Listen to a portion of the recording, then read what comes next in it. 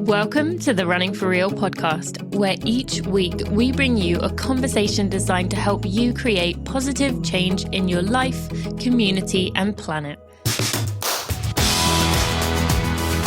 It's a collective of conversations about running, the climate emergency, and social justice. Running for Real is for the brave, for those with courage and vulnerability. United by our love of running, we're driving momentum towards some of the really tough challenges we're facing as humanity. So come join me, Tina Muir, and let's get started.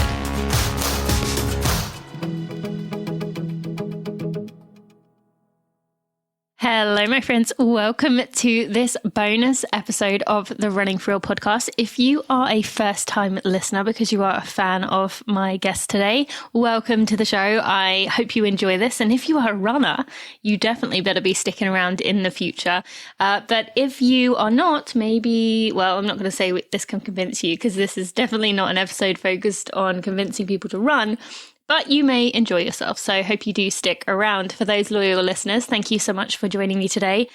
I am very excited about this episode today, and I don't really know how to describe it going into this because it was just this totally random, just, I don't know, worlds colliding event, I want to say, that happened, and all because someone tweeted at both of us, which you will soon find out. I had no idea who my guest was. He had no idea who I was, which is not really surprising. And we just had the most beautiful conversation. Honestly, this podcast episode was one of my top 5 ever interviews. I loved every second. I learned so much, and I came out of it feeling refreshed, feeling excited, feeling hopeful and optimistic. And it was just beautiful. I mean, that word may be sticking in mind because my guest, I guess I should say his name, Chris Gethard, is on the show today. And he hosts a podcast called Beautiful Anonymous. And it has been wildly popular. And maybe why that word is sticking in my mind, but it really does feel that way. It was a beautiful conversation. And Chris and I are actually talking about ways to work together in the future now because of how powerful this was. You are going to get to know him if you do not know him already. But he is a well-known comedian and actor. He hosted a show called The Chris Gethard Show. And it was, widely known. I have a lot of people who are big fans of his. And yeah, we're going to dive into this story. I did very little research, as you're going to find out, but just got to get into it. That is all I can really say. So I just want to tell you for a moment about one of our sponsors today before we get into the episode, and that is Koala Clip. So I have been using Koala Clip for many years now. I was a little bit skeptical at first because I wasn't sure really how this was going to work, but basically Koala Clip is a little pouch this is for women, or I guess men, you can use it on your waistband, but for women, you can put your phone into this little pouch. It's also got a little key slot as well. And you can just clip it onto the back of your sports bra. So then you can go for a run. It does not bounce. It doesn't move. It is really comfortable. Like, forget it is there comfortable. I don't notice it while I'm using it. It is sweat resistant, which with summer coming is an important factor. But that part of our body gets sweaty at any time of the year. And they have a 90-day money-back guarantee. If you're not happy with it, you can try it, sweat in it. And if you don't like it, they will refund you. No questions asked. You can exchange it if you prefer. But I have been using Koala Clip for many years now. It is one of my absolutely necessary products that I've been using. The founder, Christina, is also a friend of mine. And I've been really excited to see how much this has grown. Because she's worked really hard, and it's just been really cool to see it grow. So Koala Clip is something that I've been using. I have about maybe 5 or 6 of these, and it's just a wonderful product to be able to use. So for my listeners, you can actually get 10% off your order by using code RUNNING4REAL. That's the number 4, RUNNING4REAL, to get 10% off your order. I would suggest getting a few. I've bought many people these as gifts because they are just so handy. They're a great runner gift, and you are also supporting a female-owned small business. So it is a really great thing to have if you want to carry your phone with you without having to hold it into your hand. Also, it's close to the headphones. That's another thing I love. So yeah, just go check out Koala Clip. You can go to koalaclip.com to find out more, to go check your favorite color, and be sure to use code RUNNING4REAL to get yourself 10% off your order. Thank you so much to Koala Clip for sponsoring this episode. Now let's get right to the interview with Chris Gethard.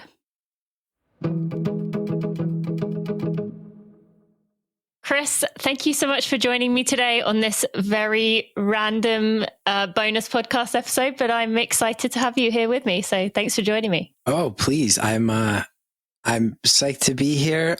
A little confused as to how this all happened, but happy to give it a shot. Well, from what I got of it, you're gonna give us running advice for an hour. Is that right? Well, that's the funny thing, right? Is if I remember right, somebody on social media tagged us both, and then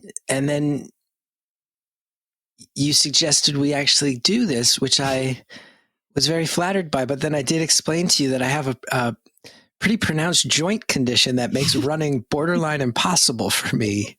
So I wasn't exactly sure what your game plan was, but I'm really interested to see how this one shakes out.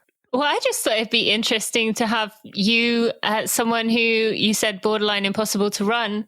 That makes you probably, in many ways, totally the opposite of most people who would be listening. So for some people, they end up injured a lot by doing what they're told to be doing. So maybe you'd have some insights that could lead to a new running method.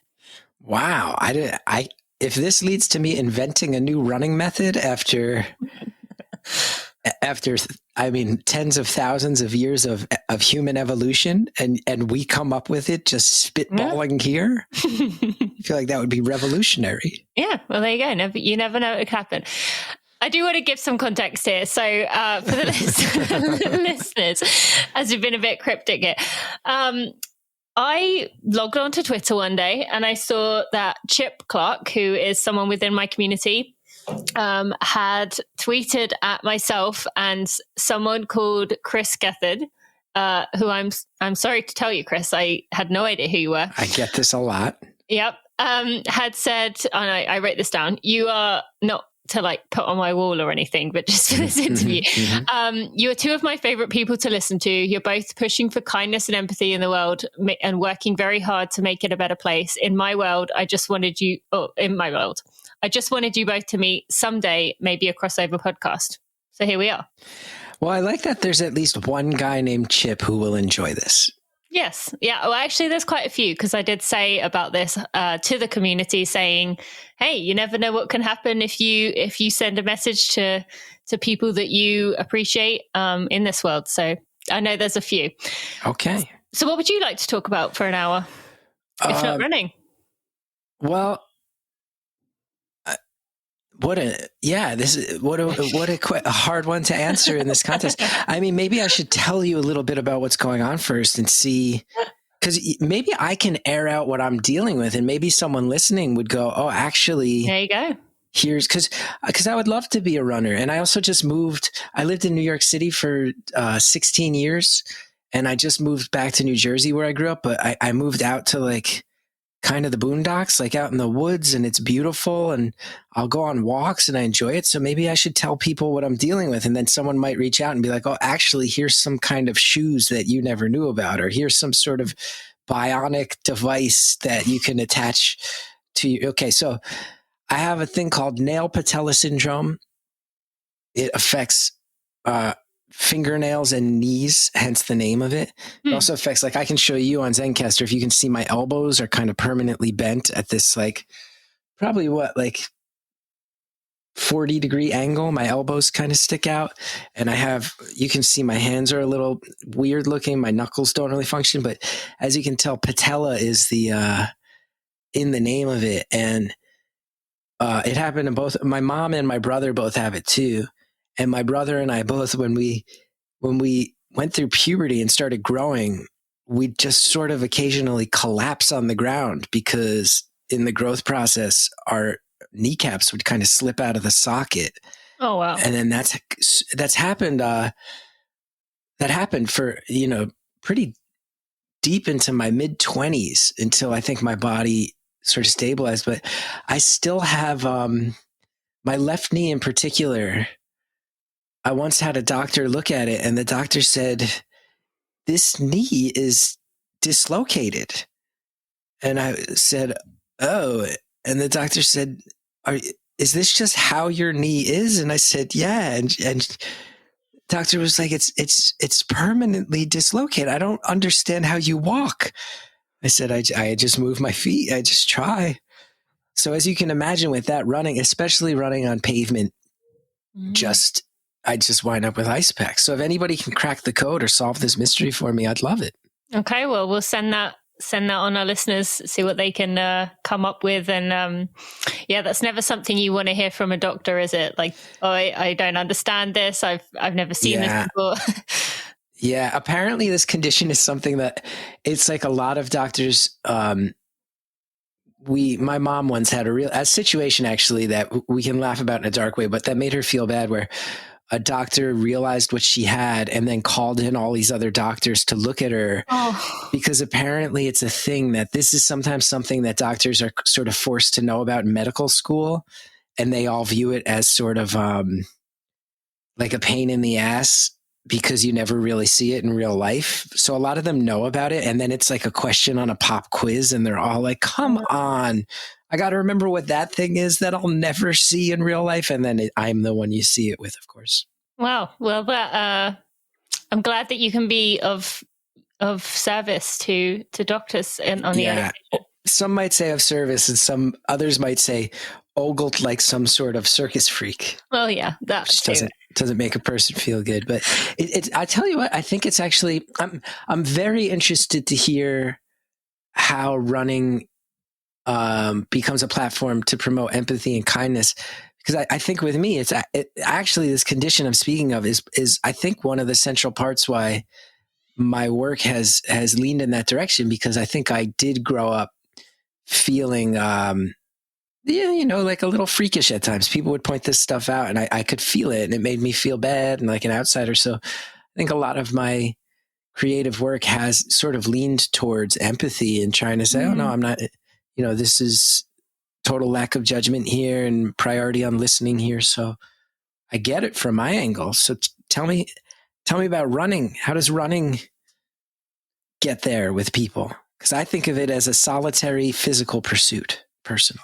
Yeah, and I think that is a big part of it. I mean, I can only speak on behalf of myself, but I mean, when you talk about going through this when you were younger, did that mean that you didn't, when there was PE classes and running was involved, you like had a note saying that you weren't able to participate? Or it hit that point in high school. I actually really enjoyed PE class, and I was actually shockingly, for someone who was as small as I was a halfway decent basketball player growing up, and then I just never grew. I was a tragically late bloomer, so by the time like middle school, when you had to try out for the teams, I was just a foot shorter than everybody else, but I could shoot and I could defend. So I actually really enjoyed it. But it was around my freshman, sophomore year of high school that it started falling out. And yes, senior year, the doctor did give a note that just said it's just too much stress on these knees. So I would go sit in the library and read like a big old nerd. Well, I would imagine that when it came to I mean, as you can tell, I'm British, although I do live in America. In England, when we had a section of like each 6 weeks, you would change sports that you did. So for one of the 6 week blocks during each of your school years would be a cross country segment. And I would say by far and away, that was the least popular rotation. And so people hated that. And so for a lot of people, why do people not like running? Because some people say, it's the punishment sport, but a lot of it is, they say it's boring. And a lot of that is because you are stuck with your own thoughts. So I am going somewhere with this. So where empathy, I would say, comes into it is that you have all that time, especially where as people get longer distances, do things like marathons, you have all that time where what are you doing? Unless you are listening to music, which I didn't do for a lot of my running, you're listening to your thoughts. And as you probably know, when you're in silence with yourself, alone with your thoughts, and particularly when you're doing something hard, what comes out? Well, all that negativity, all that inner critic. So for me, I learned very early on that I was very self-critical. And so the empathy came from trying to be realizing that all runners and all people are very harsh on themselves, except runners have that dedicated time where they are spending that time alone with their thoughts. And so it can spiral. And from what I read of you, you have talked about mental health issues. And so people tend to be just very tough on themselves within running. Like, I'm not good enough, come back from these runs. Although with that runner's high you may hear about, also spending a lot of time thinking about why they're not good enough. So for me, the empathy came from just being aware of what people were saying and trying to, be a friend to them and trying to be that kind person that they couldn't be to themselves. Does that answer it? It does. And it makes sense. And I actually, as you're saying it, a few thoughts come to mind, which is one, I really love reading, especially reading sort of long form journalism. And I've read a bunch about ultra marathoners and ultra cycling. And I have been very fascinated by that. Because the New York Times, I bet some of your listeners have read it, having an interest in this world. It's actually about ultra cycling, but it was a guy from Eastern Europe.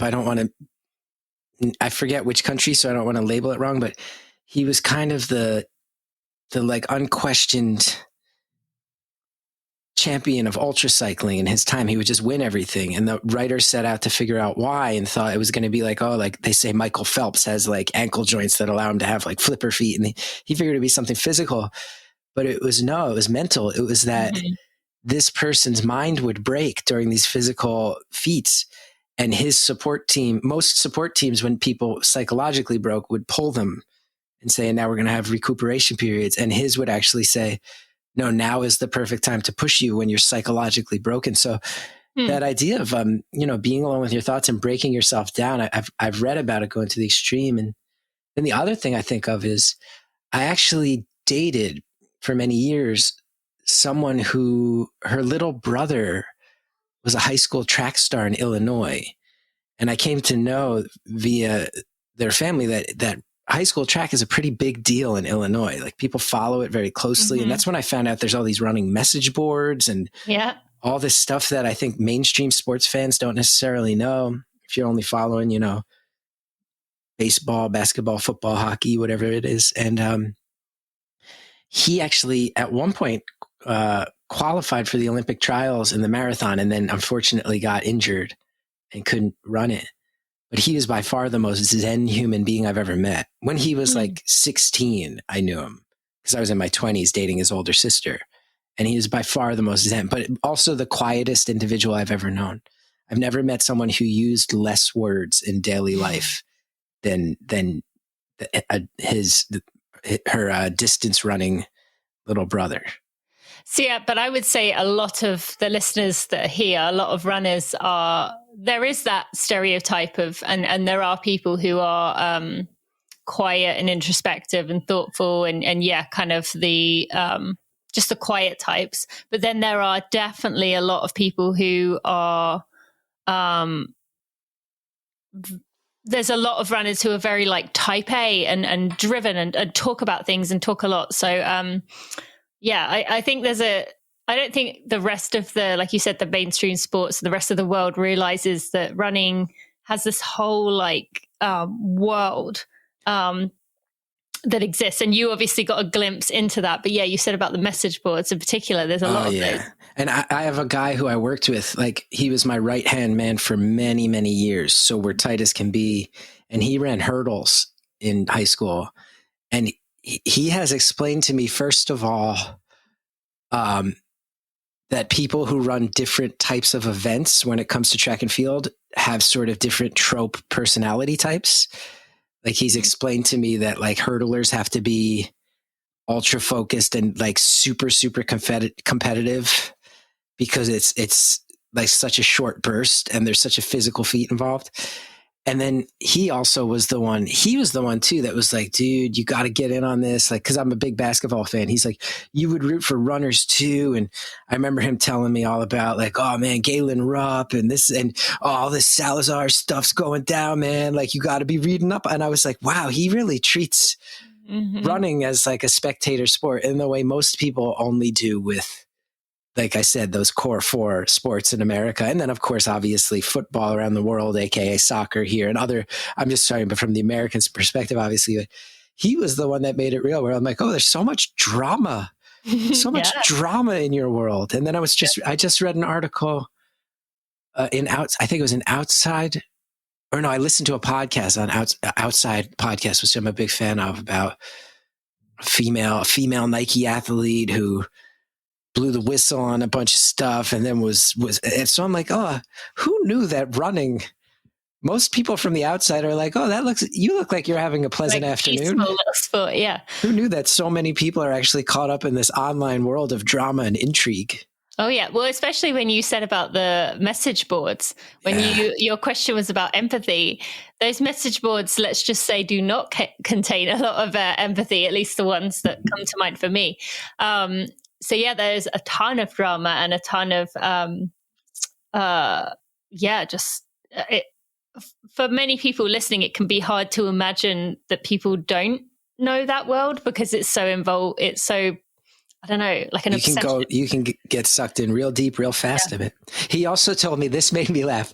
And I bet anybody who ran in, high school, college, he also told me in the track and field world that pole vaulters are the real weirdos. He's like, if you want to sign up to pole vault, like something's going on. So you're a weirdo if you pole vault. Like they're known as kind of the fringy track and field people. So yeah, there aren't that many of them. That made me laugh. So that's what I know. I guess I know a little bit more about the running world than I thought. Yeah. I mean, you said the word Galen Rupp, so that's one of the major names. That's basic, right? So many people are rolling their eyes going, okay, if you're faking the funk and you're some poser, yeah, he's the one you're going to hear of as an American. That's true. Yeah. I suppose, I mean, I don't know.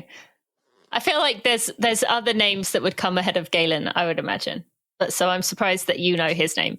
But yes, so with running, there's all that time and space to think and just process who you are. And I actually came from the elite running world. I was a safe professional runner, but it was let's say borderline.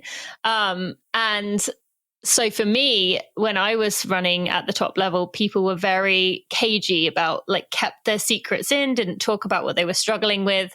And I always never really understood that. I always liked being honest and open, having like vulnerable conversations and talking about what was tough, because I felt that it wasn't that showed weakness to my competitors, but it actually gave me strength. And I saw something similar of you saying something along the lines of, I can't even remember exactly what it was, but something about it being strength to talk about mental health or something.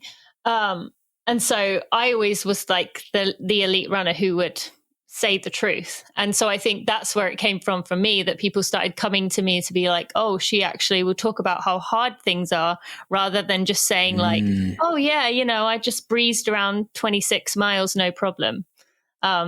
So yeah, that's where I developed. I love that. So you were like the emo runner. You were the emo runner. Wore your heart on your sleeve. Can I ask you this then? Yeah, sure. I wonder if and I don't know, this might be boring because you may have covered all this territory, but I'm really interested in people. So I have this question for you. Mm-hmm. I would imagine when you're a professional runner, it's certainly a whole world to it, but it's not the largest world. You know each other.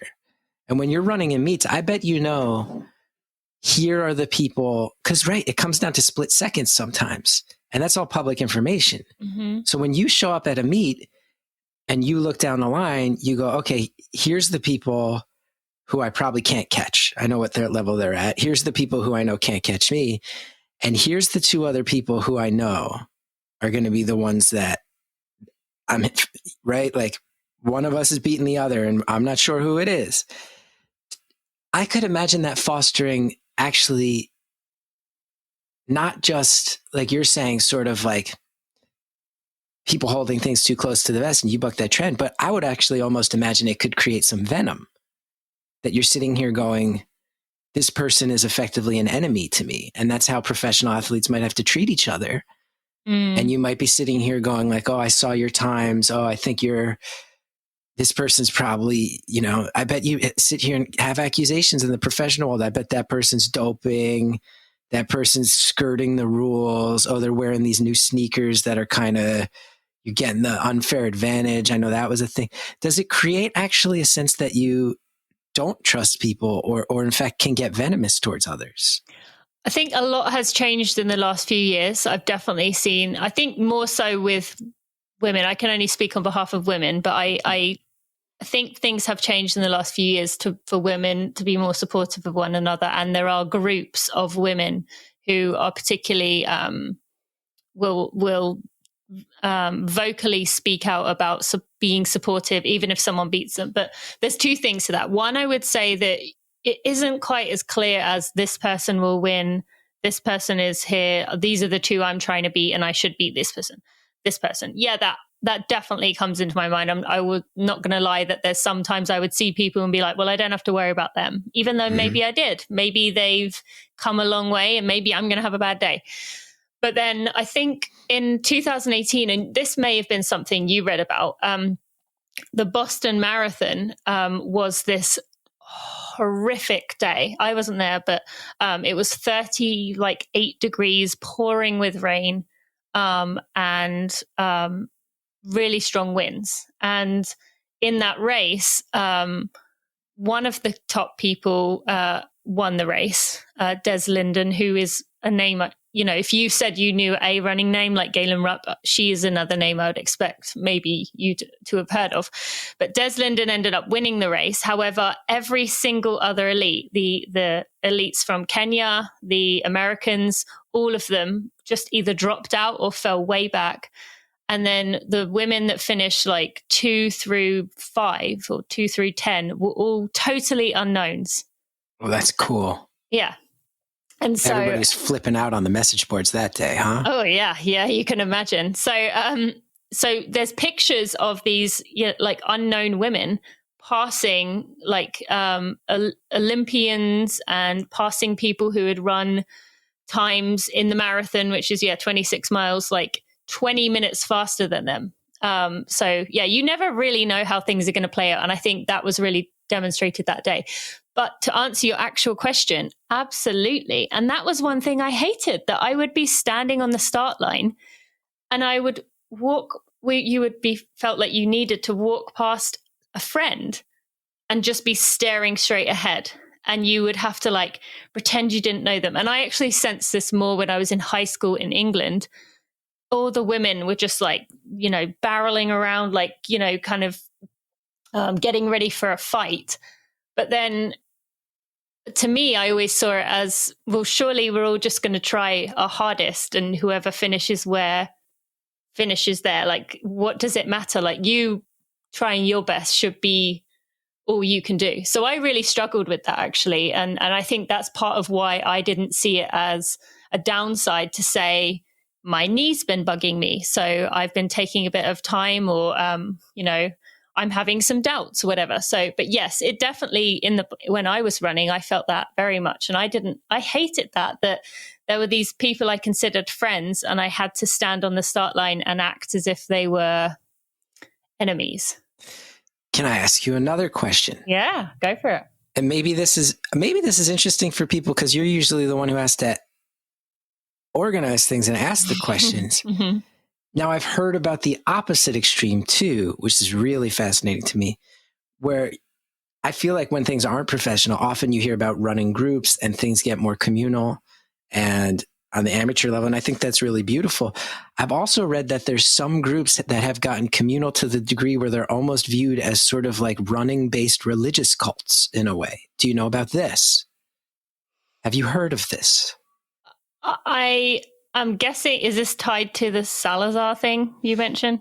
No, I wish I had done more research, but we're just winging it. It was some group that I think was a group of ultra marathoners. Oh. And the person who wound up running the group became like a guru, like an actual guru that people would started out as being like, oh, this is a cool running group. And then it was like, oh, no, wait, we sort of have to worship this guy. Oh, no, I do not know about this. Okay. Well, we'll look it up and I might be people might be listening and go, oh, he's referring to this and he's completely wrong with what he just said, which is fair.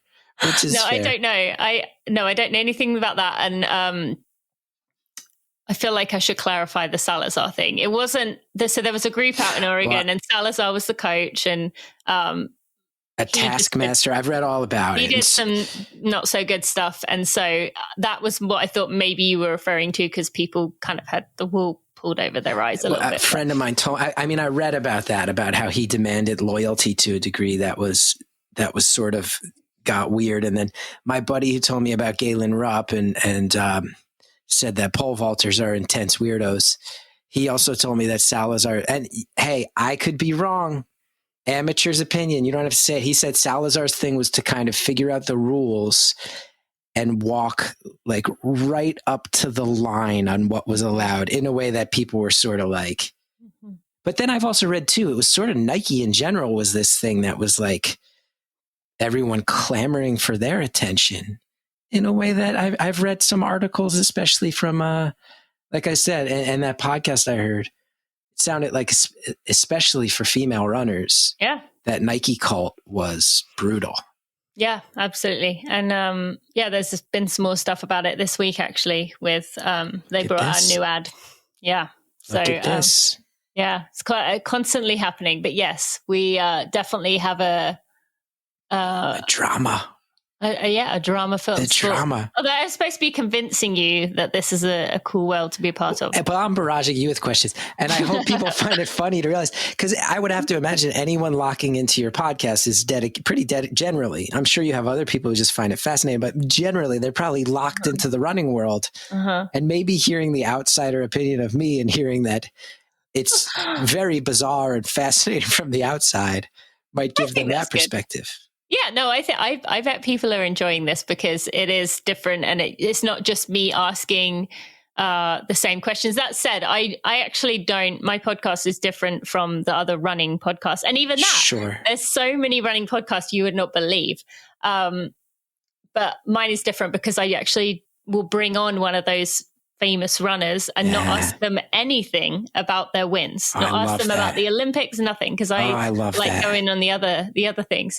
So I actually pride myself on asking that, and that's what I said to you, that I like to dig deep and ask different questions and just have a connection and a conversation with people, because for me that's, and as I know, that's probably what Chip picked up. I love it. You know what else what's making me laugh? Go.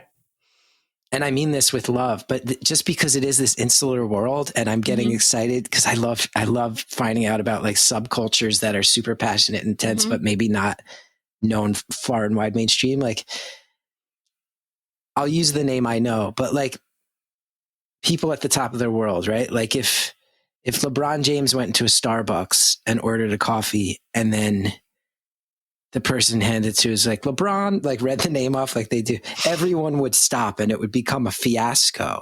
But like there's people and there's people in your world who if someone went to a Starbucks and all of a sudden you heard like Galen, like high percentage chance that people are just like, oh, Galen, that's a cool name. Like then people don't even know that they're standing next to someone like a world-class Olympian.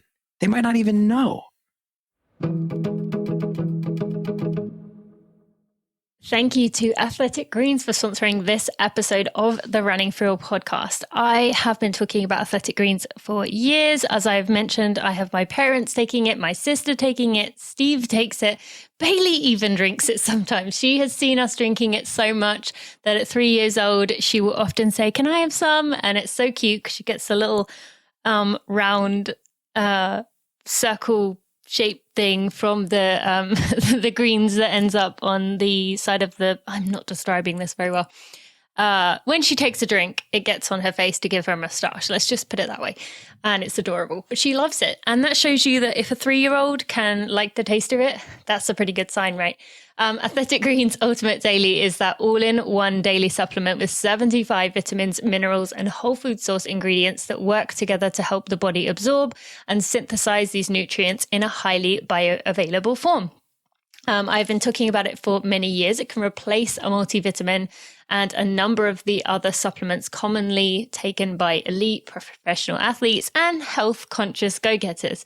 It makes it really easy for us to get this comprehensive nutrition without the need for multiple pills, powders, or these complex routines. I drink my Athletic Greens as soon as I wake up in the morning, every single morning. And I then run within, often I'll run within 20 minutes, half an hour of taking it. I don't have stomach upsets. I just feel great. It's a great way to know that I've then taken in the antioxidant equivalent of 12 servings of fruits and vegetables. I have this peace of mind that I'm getting all the things I need to support my busy lifestyle, which takes a lot of stress off. It helps to maintain healthy skin, nails, and hair. And those adaptogens help to maintain hormone levels and support mood, which with the life stage that we are in right now, anything to support our mood is going to help us, right? So you can go to athleticgreens.com/Tina, where you can get the 1-year free supply of vitamin D3 K2. And you can they also giving 5 travel packs away with every month, just as a little bonus, as a little thank you and a little bit of support for you. You can give them away to someone that you love so they can try them. Or you can just keep them for yourselves for when you are traveling, or maybe give them to someone in your family. So you can go to athleticgreens.com/Tina to find out more and get that special offer. There's people and there's people in your world who, if someone went to a Starbucks and all of a sudden you heard like Galen, like high percentage chance that people are just like, oh, Galen, that's a cool name. Like then people don't even know that they're standing next to someone like a world-class Olympian. They might not even know. So true. But in my mind went the other way with that there's probably some coffee shops where Galen lives. Where I'm sure. It says Galen and everyone like. Oh, right. Like the Pacific Northwest, that probably goes further than LeBron, right? Yeah. I would think. I actually had a really weird situation a few years ago where a woman heard me talking, yelled to her friend that it was me. Nice. And you probably had things like this as well. Yelled to her friend that it was me, started freaking out. And then another friend came along and they were all just like squealing. Yeah. And I just was like, I want to get out of here. This feels uncomfortable. See, I will often have it where because I've been very underground as a comedian and I have a very cult fan base. Maybe why I like other things that have this cult feel. But I will often have it where one person will go, oh my God. And they'll freak out. And then their 3 friends will be like, what's happening? And why are you reacting to this like shy, big-headed geek like this? I get that. Even the assembled group, that's how underground I am. Like 30% of the group has heard of me and one of them cares. I feel like we need to go into this though, because you very much portray this like, you say about like being a loser, being a nerd, whatever. But okay, so in true beautiful anonymous sense, which is your podcast, I should mention, I decided. Well, actually, first let me backtrack and say, so your podcast, Beautiful Anonymous, you tweet out a phone number. People can call in. And do they leave a voicemail and then you call them back? Occasionally we do voicemails. We do have a voicemail line. More often than not, it's just phone number goes out, calls come in. I have a producer. The producer picks up the line and goes, oh, so what do you want to talk about? And they're screening like primarily just for the sound quality to make sure that it's usable audio. And then they might jump on the line with me and go, okay, we got someone really good. So immediately. Pretty immediately. Usually screening lasts like 10 minutes. And sometimes they'll just go, we got something that seems really fascinating, and I'll go, cool, patch it through. Sometimes they might go, hey, we got one that's really fascinating, but it's kind of sad. We got another one that seems really good, but it's goofy. Where are you at? And then I might be able to say, you know what, I've been depressed lately. Go with the goofy one. But that's about the extent of the screening. So I have these conversations and I sort of walk in blind. Yeah, so you have no idea what you're going to talk about. You don't have any agenda, questions, or anything. And so in that sense, I decided I wasn't going to do too much diving. So I was like, 1 hour before we were recording, I was like, okay, right, time to learn. Okay. So I just did what I could. Here's what I learned. Yeah. You're a comedian. Mm-hmm. You're an actor. Mm-hmm. You hosted a show called the Chris Gethard Show. I did. In which the one I watched, or parts of it I watched, I only had an hour. You spent 36 minutes having people call in to guess what was in a dumpster. Have you not gotten to the end of that yet? I did see who popped out. Oh, good. Sorry, I shouldn't say who. Oh, well, slight spoiler, but you got to admit, we brought the heat on that one. You did. Yeah. So that means you fast forwarded through some sections, though. If you only... I did, yeah. Fair. Okay, fair. I get it. Happens a lot. Yes. Well, I was trying to get as many angles and areas as I could. Mm-hmm. So the host of this podcast, Beautiful and Honest, which I mentioned, you once filmed you meeting an internet, what you called tormentor, I would call maybe troll. Yeah. That was many years ago. I think troll has become more of the label since then. Yeah. Which was interesting. You like looking after your lawn. I do. That's where I got to in your Conan interview. Great. You have some famous comedian, I don't know if you would call them friends, but for what I saw, friends, Will Ferrell, Amy Poehler being two. And you see yourself as a hero to weird kids across the internet. I wouldn't say I see myself as a hero. Other people see you as. I don't often go around proclaiming, hello, I'm a hero. I'm a hero to underdogs, but I think I have become a little bit, I think a lot of underdog people have sort of rallied around my work. Yes. Mm-hmm. But so in you saying about this way of degrading yourself, self-deprecation. What's the word? To a degree that oftentimes is like visible self-hate. I can be very tough on myself. Yeah. I mean, that stuff I just mentioned there, that is a lot. And so I'm curious now, one thing that just kept coming to mind, and this is a common theme on my show, is we're very like socially conscious, paying attention to what's going on. Have you thought any differently about the way that you portray yourself with the past year being what it has, of just you being a white male? Like, have you been forced to kind of say, okay, I don't know if I can talk in the same way, or how do you navigate that?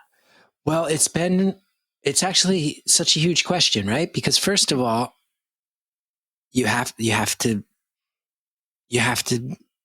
make a choice. You have to examine yourself. Society's changing. And I think especially comedians, like, I don't like to be hyperbolic or romanticize it too much, but you get up and you talk to groups of people and you in some ways reflect attitudes and the times, and you have to think about that. So there's like a broad responsibility there. There's a lot of comedians right now, in a way that there's a lot of comedians who will say that for comedy, free speech rules all. And I do agree with that. And I think there's been a lot of very influential comedians who, like Lenny Bruce, offended a lot of people. George Carlin, I am sure, offended a lot of people. Richard Pryor, I'm sure.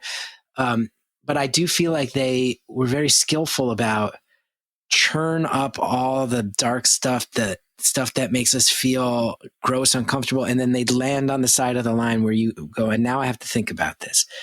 I think there's a lot of comedians now who go, man, cancel culture, boo, and everything's too PC, but they're not as skillful as Richard Pryor or George Carlin by any means.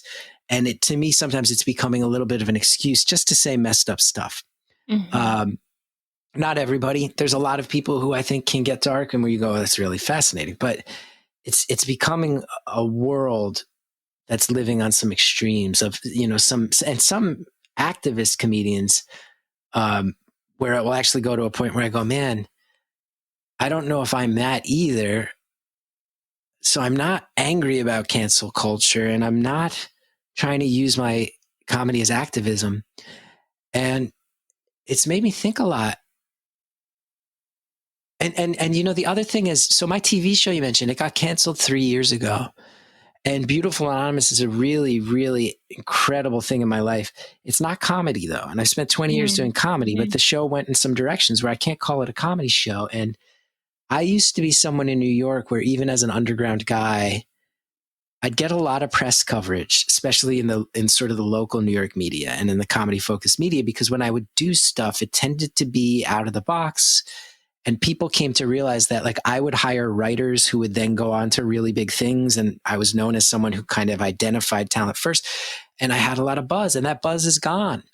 And I feel a little less relevant than I did a few years ago. Mm-hmm. And it's scary. It's scary to have a 2-year-old son and a mortgage and go, oh, the things I do don't attract attention anymore. And then I take a deep breath and I go, but I'm a 40-year-old white guy who's been relatively successful thus far.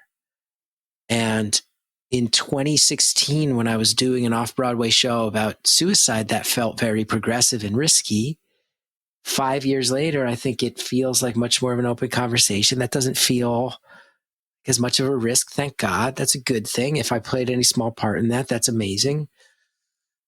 And then I have to take a deep breath and go, well, maybe just in general, 40-year-old white guys married to women aren't the ones who should be creating buzz right now. And maybe I have to be a little humble and get out of the way.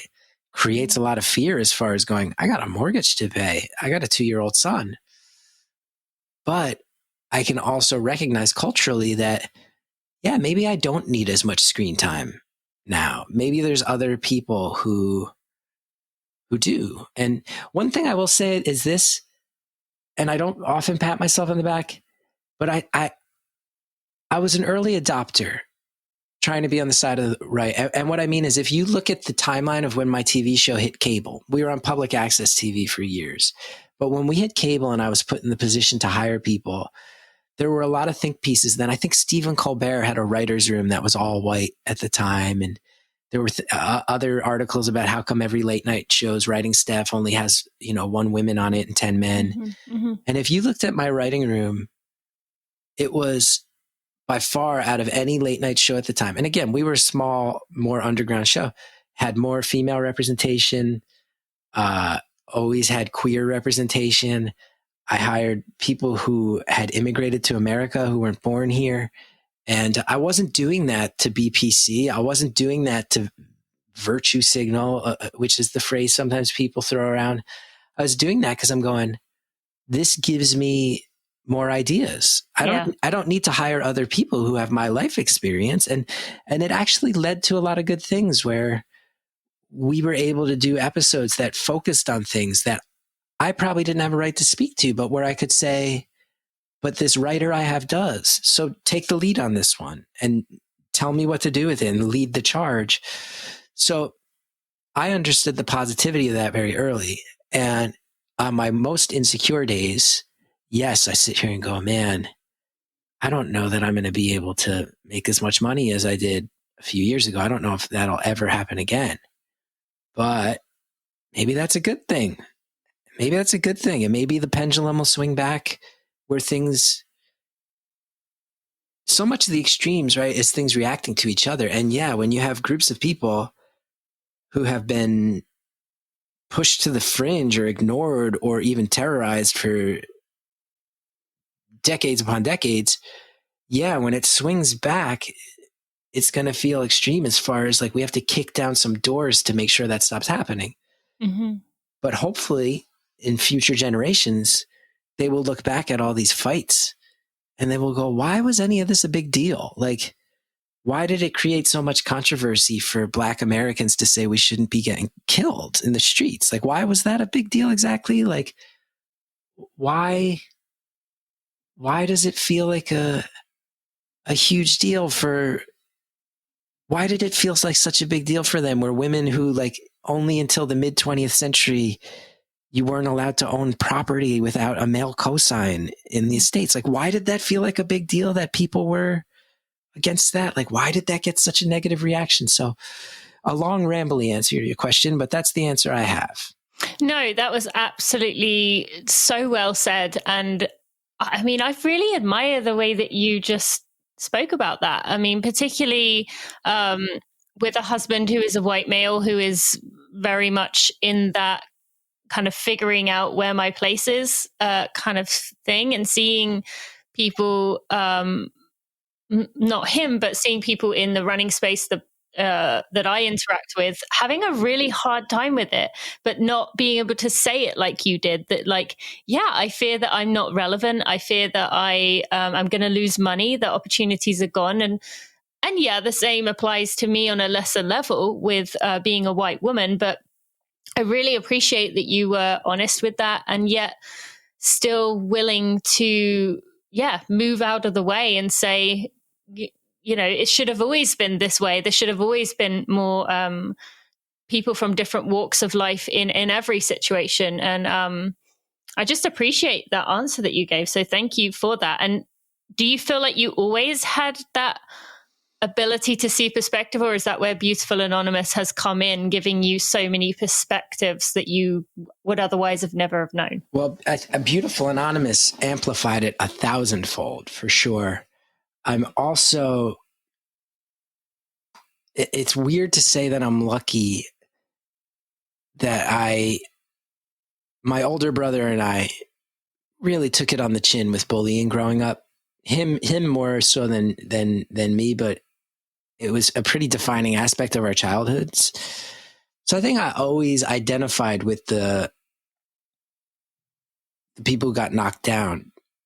I think I always saw the perspective of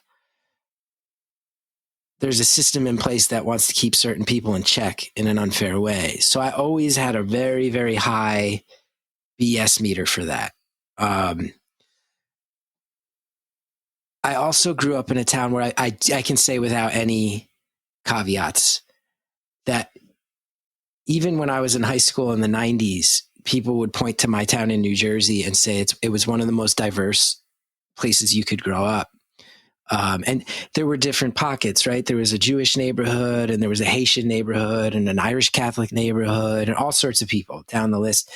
And it was really beautiful in our high school. I remember in my freshman year, they told us that there were 40 different native languages represented in the school, that amongst the student body, there were over 40 languages spoken, which I think right now people would go, oh, wow, yeah, that's what we're aiming for. And this was in 1995. I entered high school. So I was really lucky in that sense, too, that I got to know a lot of different types of people early. And to this day, I think I'm a pretty shy guy, and I'm a pretty quiet person in social settings, but I can generally talk to anybody because I grew up talking to everybody. It didn't feel weird to me. And I also saw the unfair side of that. Like, I remember so distinctly a kid who I went to school with from 6th grade on, he got expelled from high school for something where I knew if I had done the same thing, I wouldn't have gotten expelled. Mm-hmm. I saw it. I knew it. And we all kind of saw it. So I think I had it in me. But yeah, Beautiful. And the idea that I get phone calls randomly from all over the world and people will tell me things, I already was maybe inclined to want to listen to people, and it just poured like 1,000 gallons of gasoline on that fire to just go, oh my God, everybody out there has something going on. Every person you meet. It made me really reevaluate so much about my life. Like, I have to be a lot more patient. I have to assume. That was the huge thing that doing Beautiful Anonymous has taught me, is I have to assume that other people are having a rough time or are in their heads about something. And maybe they're not. Like if I go to a bank and I'm trying to get money out of the cash machine and the person in front of me is taking too long, like, my inclination is to be like, hurry up. I have other things to do. And now I've heard so many extreme stories where I go, what if this person's getting ransom money out because their dad got kidnapped? Like, what if that's their day?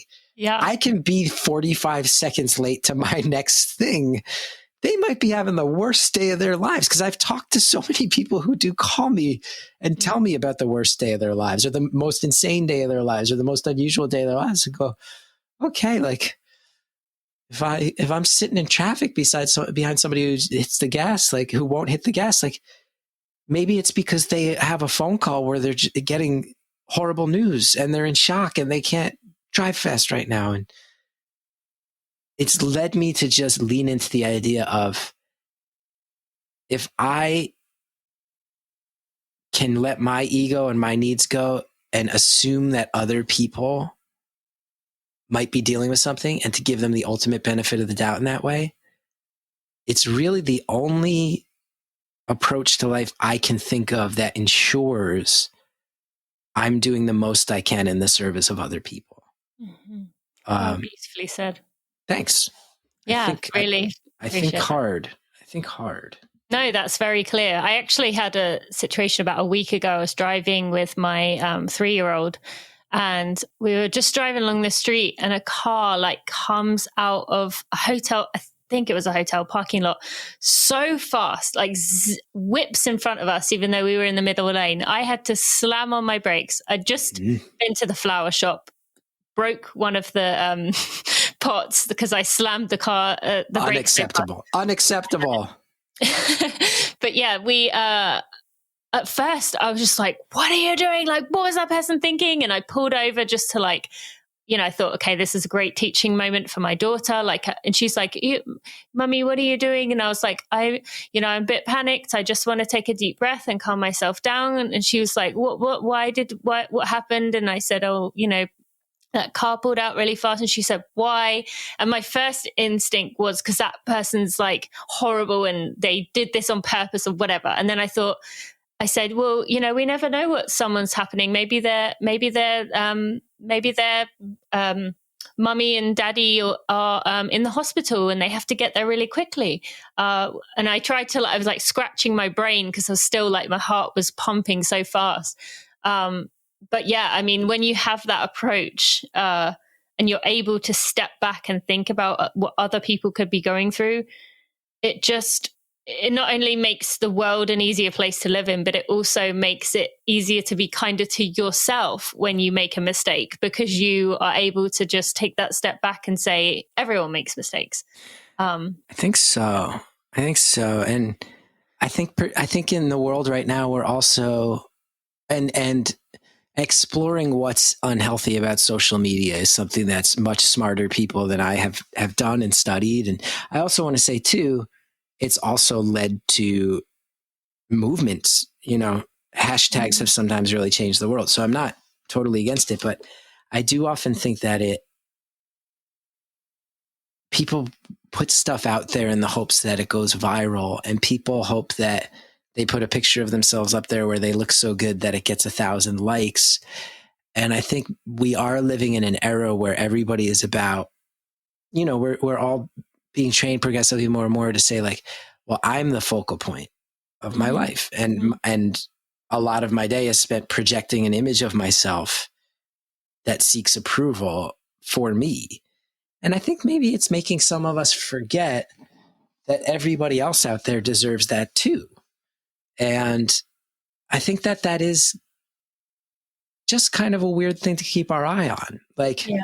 And to be fair, like I'm a comedian who goes on stage and has a light pointed at me and I'm the only one with an amplification device. I like attention. Like I hosted a TV show that was named after me. Like I clearly like attention. But now I'm on the other side of all that. And I can just say sincerely that I wouldn't want another TV show in a million years. It was a lot of pressure.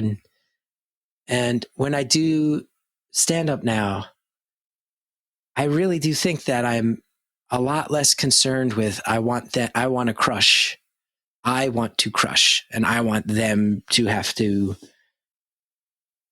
give me that validation, and much more about somebody in this room, just by definition, right? If there's 200 people in a room, one of those people is having the worst day out of the 200. Mm-hmm.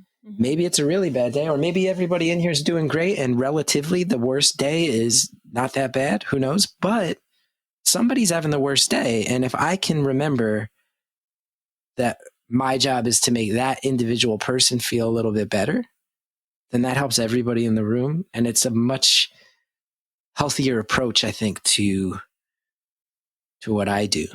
Mm-hmm. We're essentially the antidote to what is going on right now with this divisiveness, that we're able to, not see it as other or them or any other dehumanizing word, but instead able to, remember that everyone has a mother, everyone has people they care about, everyone, has something in their life that makes them connected to you, even if you haven't figured out what that thing is yet. And we do all have to remember, and I just think on a basic level, this isn't a conspiracy theory. I worry about people getting all conspiracy-esque with stuff like this, but the more we are convinced that people just fit into these boxes and that I'm in one type of box and my assumption has to be I hate the people in the other type of box, the more that spreads online, we do have to remember there are people who make money on that. There are people who make money on encouraging us. There's been studies. People click on things that make them mad far more often than they click on things that would make them happy. People are making money getting us pissed off at each other and about the world. And you have to be a responsible person. You can't put on blinders and pretend that there's not things that deserve your attention, things that should get you mad. But we all just have to remember at a certain point, there are people who have a vested interest in making sure we're mad as often as possible. And that's not healthy.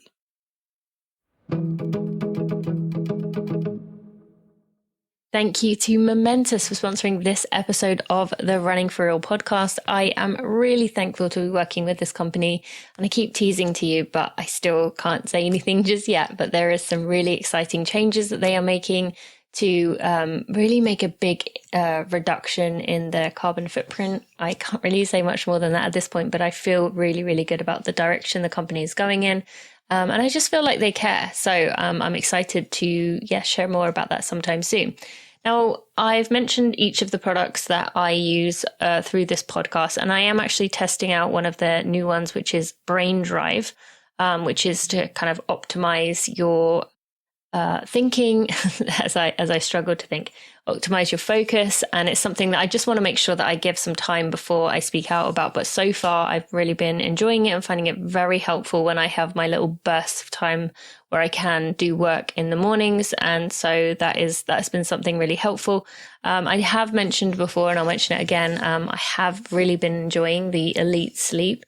I have had a few nights where I could tell I was flustered and unable to sleep. And when I have taken that before bed, I have found it to really help me to settle my mind and to drift off to sleep, even when there is a lot on my mind. And I've never really found that before, especially when I've tried to just use melatonin on my own. So I definitely am enjoying the Momentous Elite Sleep. And also, I have been really trying out the creatine lately, not all the time. I'm not trying to bulk myself up, but it's just been an enjoyable thing that I can use. And if you are an older athlete, that is something that's really going to help your body with some of the things that occur with aging. That is, by taking additional creatine, it's going to help your body to balance out the changes that your body is going to be going through losing that muscle mass that's going to happen over time. So you can get 20% off your order at livemomentous.com. That's livemomentous.com. By using code TINA, you can get 20% off your order. Go check them out. They've got lots of other products on there you can go check out. And thank you so much to Momentous.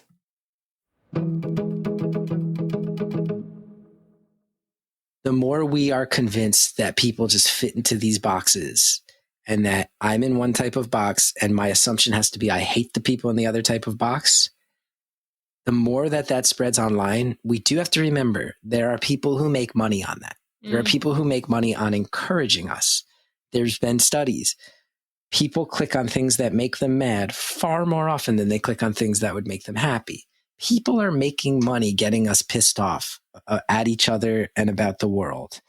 And you have to be a responsible person. You can't put on blinders and pretend that there's not things that deserve your attention, things that should get you mad. But we all just have to remember at a certain point, there are people who have a vested interest in making sure we're mad as often as possible. And that's not healthy. It's not healthy for you. It's not healthy for your community. It's not healthy in any way.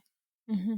Yeah. Thank you for bringing that up. And I just want to mention to people, the same goes to the climate emergency as well. That's my other big passion, that there's a lot of people putting a lot of money in so that we don't keep talking about that as well.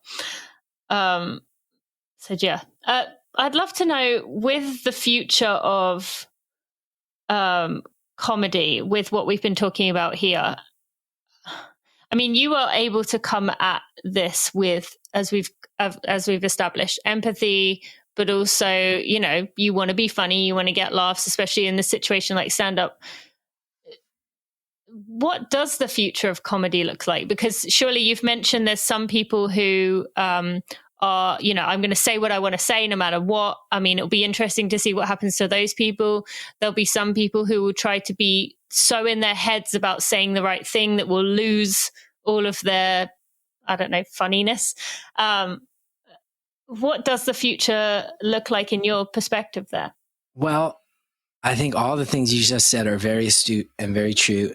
And I'm impressed for you, like right there for, I don't know, maybe you have dabbled in comedy and I have no idea, but no. I assumed as such, not because you're not a charming person, but just because you haven't brought it up yet and you would have. I think those are major concerns, right? People are having to live on the extremes more and more. And I think it's a shame. I also think that just in general, I think comedy has been strangely very influential culturally for the past 10 to 15 years. I think it's been regarded as like a very, and what I mean is like, look at how much the dam broke on Me Too and how much of that revolved around Bill Cosby. Mm-hmm. Look how much of what happened with Louis C.K. was viewed as this major cultural indicator. And there's many, many examples. Look at how the rise of Broad City and Amy Schumer was at probably the beginning phase of a lot of very empowered, youthful feminism. And those are, you know, really interesting things to look at and in many ways, like very good things.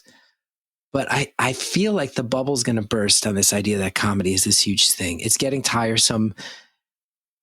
I think people are tired of hearing about comedy drama. I think it's outweighing why people want comedy, which is for pressure relief in their lives. Mm. I also think that, like when I was growing up, if a comedy special came out, you stopped what you were doing and you watched it because it really was special. You know, it was like HBO is putting out a new Dave Chappelle special and all your friends got together to watch it the night it came out.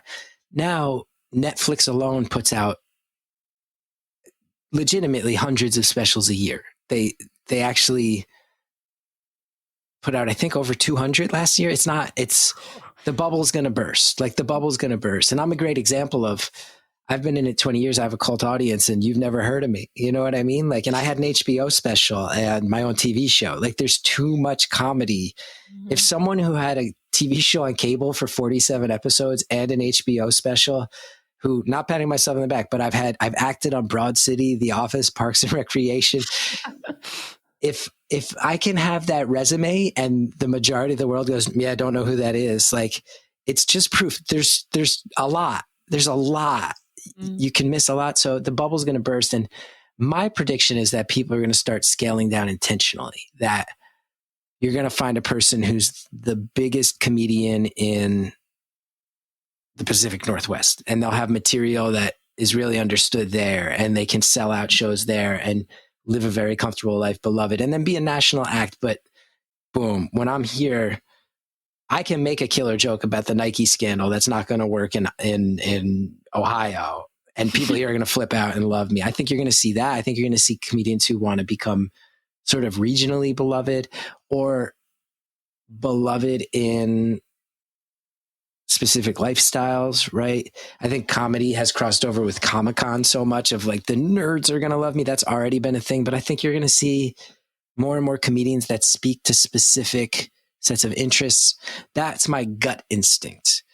Who knows if it will prove true, but that's my gut instinct. That definitely makes sense. Is there any, what about your own personal thoughts towards that? You said that there's so many people out there, as we've said, there's so much noise. You've talked about just being aware, like stepping out the way a little bit.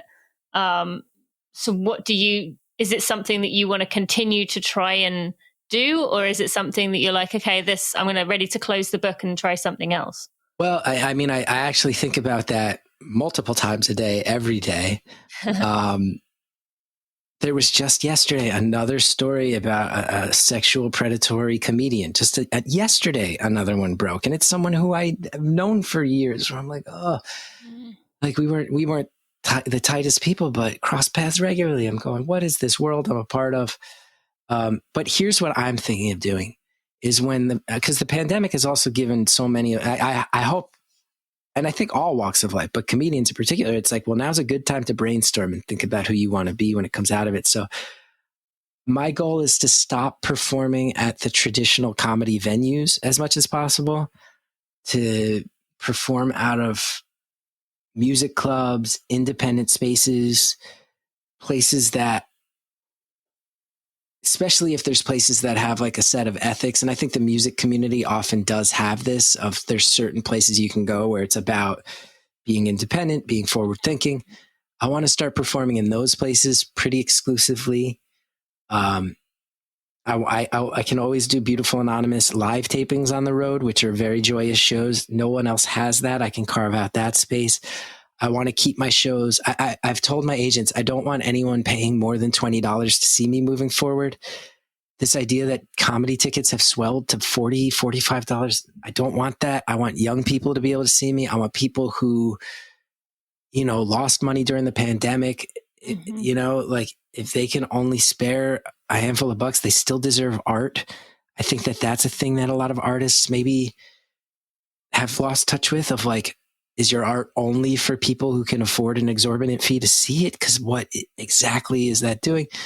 And then I was speaking about regionalism. I've actually just started a new project called New Jersey is the World. That's just me talking about New Jersey, because I've always had a passion. I've always mentioned New Jersey in my work relentlessly. And I'm going, if ultimately what I become is just like New Jersey's guy, where Jersey people are like, yeah, dude, nice. You're doing the stuff that represents us. What a happy life. So a lot of it is about sort of intentionally scaling things down. And obviously I had a TV show get canceled. That's not a choice to scale down after that. But moving forward, do I want to move to LA? Not really. Do I want to try to sell another TV show? It was a lot of pressure. I think what I'd really like to do is I have a lot of people who have decided they enjoy my work. Let me really hold them close to my vest, appreciate them, put on shows that are as inviting as possible in venues that have as little baggage as possible, and really try to say, I moved back to New Jersey. I've always loved New Jersey. This is my home base. These are my roots. And that's going to be the starting point for a lot of things. That's my instinct. Shrink things down, try to do things the right way, make it inviting, make it intimate, make people feel like this guy has pretty good intentions with what he's selling us. I don't know what else to do beyond that. I can totally see why Chip recommended you and I talk. I mean, just hearing your answer there, we're totally different worlds. But there's so much of what you just said that I am doing the same thing within my own version of the world. Now, can I flip it back? Because I asked you a bunch, you asked me a bunch. Can I flip it back? Ask you my version of that question, which is, so you mentioned that you were a professional runner. This means that you're not anymore. Is that correct? I Semi-pro? I'm 9 months postpartum, so I feel like I cannot answer that question correctly yet.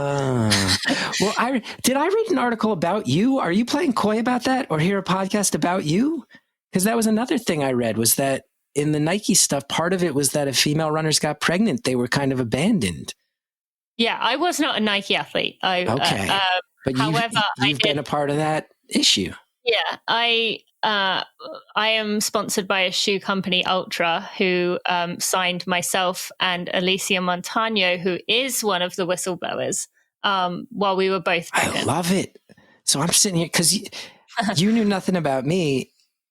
Clearly, I knew nothing about you, and we're learning. So let me ask you this. Comedy has become a world where there's a lot of drama. It's a headache. Sounds like running as well. Mm-hmm. Sounds like you're not sure what your future is with it. Mm-hmm. Sounds like you're at a crossroads, much as I'm at a crossroads. Yep. So you've kind of asked me what my plans are with comedy. Do I even want to keep going? I guess I have the same question for you with running. How do you bring the joy back, and how do you know if you still got it to the degree you had? Yeah, I mean, the actual myself running part of it, I've talked extensively about. I don't know if that part is ever coming back. I mean, if you read anything about me, you probably read that like I don't want to use the term whistleblower, it doesn't really fit the context, but I was the first runner in a public space to speak out about I didn't have a period for 9 years, talk about what's called amenorrhea, where you don't have a period. I also was experiencing burnout of my running. I basically quit the sport and said, I don't know if I'll ever run again. Got pregnant, have had 2 children, and here we are.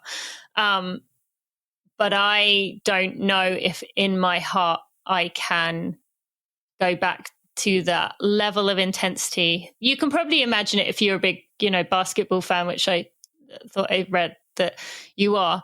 This is so interesting, by the way, that we're both trying to ask questions without knowing too much about it. It's funny because I've referenced the scandals that I've read about, and I've seen in your face, because we can see each other right now, that there's been certainly a little bit of a level of surprise that I knew a decent or more about that than probably a layman would. And I've also seen a marked change in your facial expressions where you're going, he doesn't know that I'm a part of that, and everyone listening does.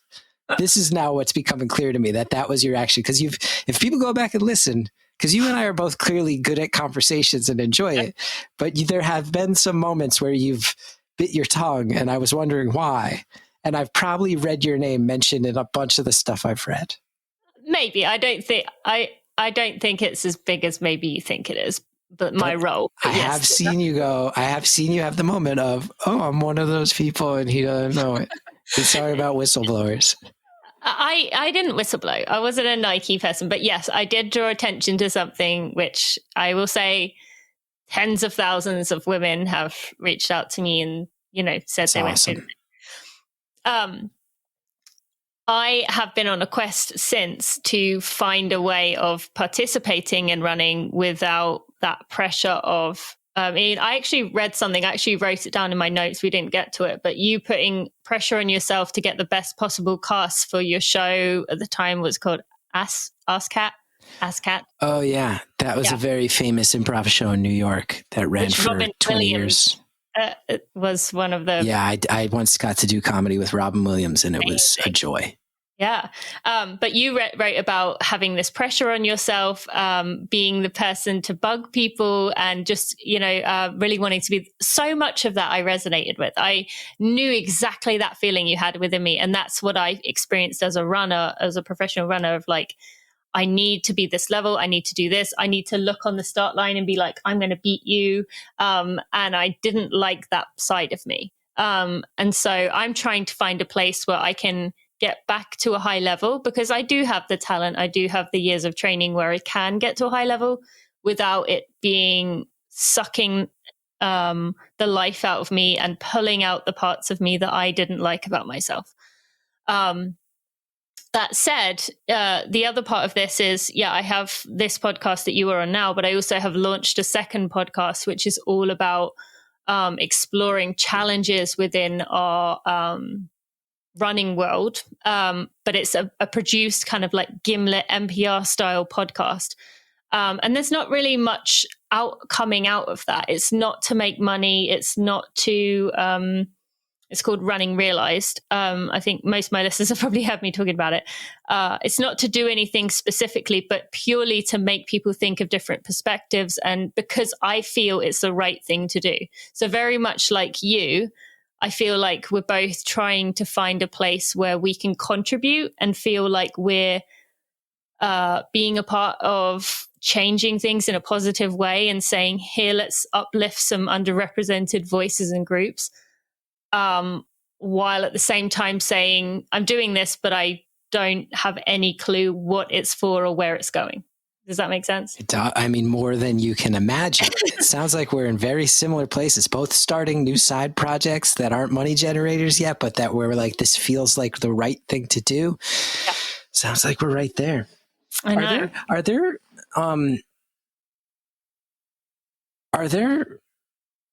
There have to be. Are there ways that people can be professional runners that aren't focused on having to win races to prove your credibility? Are there ways to make money off of it that don't involve winning?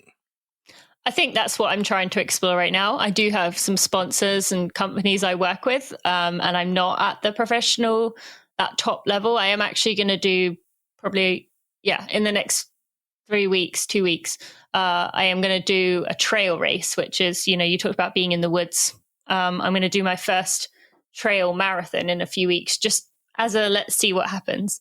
So I don't know what level I'm going to come in at, but I guess we'll find out. But there are definitely some people, particularly now, who are coming out as like activists, or not coming out, but they're getting picked up as activists, people pushing the right things within the space, changing the way people talk about body image and things like that. So I guess that's where I'm trying to find my way in. I just have the strange situation of being able to kind of fit into both groups. Like I can be the representative, the public figure, but I can also be the athlete. So I'm not really sure where I fit in the middle there. I love it. And I have another question. I could talk to you all day. I know, I feel the same way.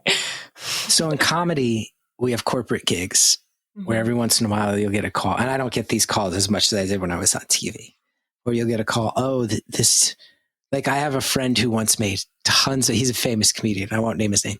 He made tons of money performing for a group of orthodontists where they're like, we want a comedy show at this conference and we'll give you like $100,000 to do a 30-minute comedy set for these orthodontists. And it's like rich people or rich groups. Do runners ever run into a thing where it's like, and I didn't mean a pun by that, but like, will a pro runner ever have a thing where it's like, hey, like some billionaire just wants to run 10 miles with you and they'll give you $50,000? Do you get those? Is that a thing? Some lunatic madman with money to spend just wants to run with you. I feel like there would be some safety concerns, at least, being a woman. I don't know if that's true. If I could imagine that. There are definitely like people who, require a high fee to go anywhere, but that fee would probably be pretty low in your world. I would imagine, because runners just in general, the sport doesn't make as much, like the Olympic champion as a runner is not going to make a tenth of what one of the top NBA players is going to make. But that's still more than most comedians. Yes. Oh, most is it? Oh, yeah. Most comedians do. Even me, 20 years in, the majority of shows I do, I will make $40 maximum down to $0, because that's what you do when you're working out your material, and then you pray you can get road gigs where you make a couple grand a pop. Okay. So yeah. So maybe then people are doing better off. But yeah, I don't know about the running. I'm trying to think of anything that within the running space that is the gross corporate gig. Yeah, no, I don't. I can't think of anything. Most money is just sponsorship of athletes. So yeah. If you got a call that said there's a group of 35 orthodontists that want you to run with them and they'll pay you a ton of money, would you go run with orthodontists? Yeah, but I would make them sign a contract that when my kids are teenagers, they would give them braces for free. Wow. Shrewd. Yeah. Well, I've heard about the fee. In England, we don't pay for our orthodontists, but I've heard about the costs over here. So it freaks me out a little bit, the idea of how much that costs to get, something that like almost every child will have. It's dark. It's another thing that I feel like history will look back on and go like, wait, why was it a big deal that people were going, you shouldn't go bankrupt if you get cancer? Like, why did that seem like a divisive thing? Why? It's logic. When I had my second daughter 9 months ago, I wanted to do it unmedicated, both of them. I was really like adamant on that, and I did it. But then the day after, I was in quite a lot of what they call after pain, where like the uterus is shrinking back down. And they kept saying to me, the nurses, they were like, would you like an ibuprofen? I was like, no, I don't want an ibuprofen. Would you like an ibuprofen? No, I don't want an ibuprofen. And eventually I was like, okay, I'll take an ibuprofen because I was in pain. And I said, oh, I bet that was like a $10 ibuprofen. And then it came back and I can't remember what it was, but I swear it was like $27.50. No, it couldn't have been that much. Maybe it was $7.50. And I was like, $7.50 for one ibuprofen tablet. And I just was like, what world are we living in right now that I am paying $7.50 for an ibuprofen? One. So that's nuts. That's nuts. Yeah. Do you ever think about having to fly back to England for medical treatments? Is that like a factor? See, that's a tricky thing because I would say the level of care here, like in England, if you did something and needed an MRI, you could get an MRI within a week, you would say probably. Yeah. There, they'd probably say, well, we can get you in 3 months, so you might as well not. I've heard that from English friends of mine where they're like, yeah, the NHS is free and that's cool. It also sucks real bad. Like, I'm like, oh, okay. Yeah, so I don't know, like, if I'd have to wait, and I don't think I could get away with it now. My dad is constantly reminding me of the fact that I live in America, so I should not be allowed to use anything over there. Now, do your kids automatically get English citizenship? Technically, yes. I have not done it yet, which you've just given me another nudge that I need to go get the passport. I recently filed for Irish citizenship, which I was allowed to do. And do you ever feel good knowing that should American democracy fall, your kids can flee to an embassy? Have you thought about this? A lot. You would not imagine. Oh, yeah. Yeah, a lot. That's actually the primary reason I wanted to do that, just because I was like, I want them to have an option. I mean, it's not as great now that Britain's out of the EU, but at the time it was like, then they can go anywhere they want in Europe. Yeah. I got my Irish citizenship before my son was born because if he was born, if I waited, he would not be able to get it. Oh, yeah. I said to myself, okay, if he wants to ever study there or work there, it'll be much easier. And also, should my country descend into flames, he can flee much easier. Great. Yep, exactly. That's also the reason I have not yet taken the step to become an American citizen. Oh, you got one foot out the door. You're still dipping your toes in things over here. Yeah. I need to do it, but I just can't do it. I can use the excuse of if I ever get to the high level again, I want to be able to run for Great Britain again, not America. Have you represented your country before? Yeah. Oh, so I'm an idiot. I'm like a bonehead. I should have done a cursory Google search. I'm going to search you after this. Well, no, thank God, because I wouldn't have spoken as freely or cavalierly. Have you run in the Olympics? No. The Commonwealth Games? No. If the Olympics is like the A level, I'd probably run at like the D level World Championships. Okay. Yes. It's the Commonwealth Games. That strikes me as such a funny thing. It is. Like, let's get all these people that were colonial subjects together. I don't know how much longer that's going to go on, to be honest. I can't wrap my brain around how that is not going to be ripped apart in the next few years. When the Queen passes? Yeah. I'll be interested to see what happens when she... Yeah. I mean, people are saying that, like, the Queen's going to pass. They're going to be like, all right, Charles, pack your bags. We're done with this. I'm starting to hear those rumors. He's going to have a tough time trying to rein everything back in. She's pretty iconic, but he is not viewed that well. Yeah. from my experience, but yeah. Oh, I love it. As much as I would literally love to do what I said to you before we started recording and talk for 6 hours, I need to go let my husband go to work. Yes, this makes total sense. Makes total sense. Chris, firstly, Chip, Thank you for introducing me to this wonderful human being. Chris, it's been an honor, and I've really just thoroughly enjoyed every second. So thank you so much. Appreciate you and all that you do. Likewise, and I'm going to go do the Google search I should have done, and I'm going to immediately realize that I came off as an idiot and I was in over my head, and I should have been far more reverent and respectful, and I do apologize for that. Thank you for being gracious and classy about it. You were wonderful. I'm sitting here going like, I heard the Galen Rupp once. Well, I'm British, so you can get away with that one. Do you know who Mo Farah is? Oh, of course, yeah. Yeah, there you go. See? Yeah. You know who he is. He's our version. So yeah. I know Mo Farah, obviously Bolt, all kinds of people. What's Bolt's first name? Was that just a cop out? No, Usain Bolt. Okay. Come on. Come on. There you go. You know the major players. All right. Okay. Before we end this episode, I just want to take a moment to shout out my podcast editor, Jeremy Nessel, who has done such a wonderful job of looking after my podcast, taking out all the mishaps in the episodes, while still keeping in the vulnerability and the realness and the rawness of the conversation. This is not one of those podcasts where I take out the ums and the ers and the sometimes the delay in words, because I think it's very important to keep that authenticity. We're surrounded by perfected and manicured everything, and I think it's really important that Running for Real stays that way. So thank you to Jeremy for your work. I also want to thank Maria Vargas and Amber Moore, who are also part of my team. They've been a big part of this community and me being able to build this brand. So just want to give them a shout out too.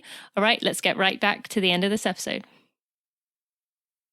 I mean, do you see what I'm saying? That was a special conversation. And had my husband Steve not needed to get to work, I honestly think we could have talked for double the time, no problem. Even as I mentioned at the beginning, we began that interview knowing basically nothing about each other. And that was so fulfilling, that conversation. And as I mentioned at the beginning, we are talking about potential projects in the future. So stay tuned for that. If you are not already signed up to my newsletter, you can go to runningforreal.com/subscriber and you can go check it out there. And also on that note, have you checked out that Running Realized has a newsletter? We are sending out emails with the calls to action, with a kind of summary of what's going on in each episode, and just some little extra nuggets or tidbits around the topic that we have found. So you can go to runningforreal.com/news to sign up for that one. Or if you are a subscriber of the regular email newsletter, there will be a little box for you to check in upcoming email newsletters. So you can go check that out, and you will be able to go sign up there. I want to take a moment to thank our sponsors for this episode, which are Athletic Greens. You can get a 1-year free supply of vitamin D3 and K2 by using code TINA. So go to athleticgreens.com/TINA. It will take you right to the page, give you more information. You can go sign up there and get a few extra travel packs as well while you are at it. I also want to thank Koala Clip for sponsoring this episode. As I said, I've been using Koala Clip for many years now. I'm a huge fan of this company. Christina works really hard, and I'm excited for the growth because it really is a fantastic product. I have many of them and have just loved using them over the years. So you can use code RUNNING4REAL with the number 4 running for real for 10% off your order at koalaclip.com. And also I want to thank Momentous. Go to livemomentous.com to go check out their products. Get 20% off your order with code TINA. And I am a big fan. Recently, I've been really enjoying the Brain Drive, which is something I've been using to focus when I am trying to do work, but also focus within running. It's a really great thing to be able to use if you are going into a race situation and you want to be able to focus on what you're doing. So you can check out Brain Drive there. I've also talked about many of the other products. You can check those out at livemomentous.com and use code TINA for 20% off. My friends, thank you so much for joining me today in this bonus episode. As I said, this was one of my favorites of all time. You be sure to go follow Chris, find Chris on all the social media platforms. Great person to go follow. Maybe you could even call in to Beautiful Anonymous at some time and we'll be able to hear you in the future. Although actually we wouldn't know it was you, would we? But we could, you can tell me your secret if you do ever make it onto the show, if you want to, of course. Friends, I will see you on Friday for our regular scheduled episode. Thank you so much for joining me on this bonus episode. I'll see you then.